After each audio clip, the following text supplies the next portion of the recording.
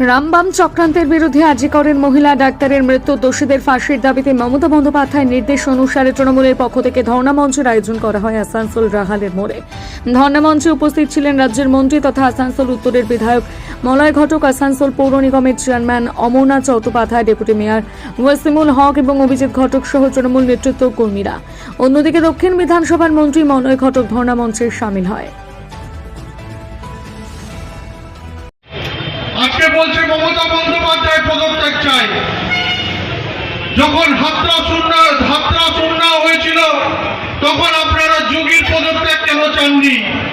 যখন মণিপুর হয়েছিল মণিপুরের মুখ্যমন্ত্রীর পদত্যাগ কেন চাননি?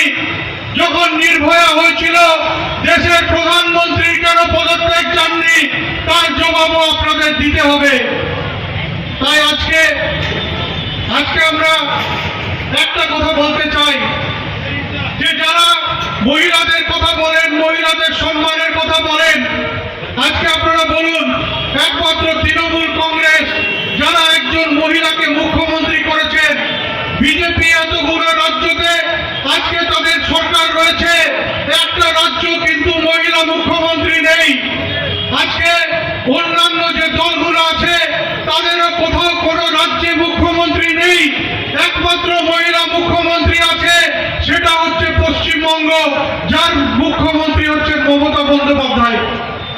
তাই মহিলাদের সম্মান দিতে শেখানো আপনাদের কাছ থেকে আমাদের শিখতে হবে না, আপনাদের কাছ থেকে আমাদের শিখতে হবে না যে মহিলাদের কিভাবে সম্মান জানাতে হয়।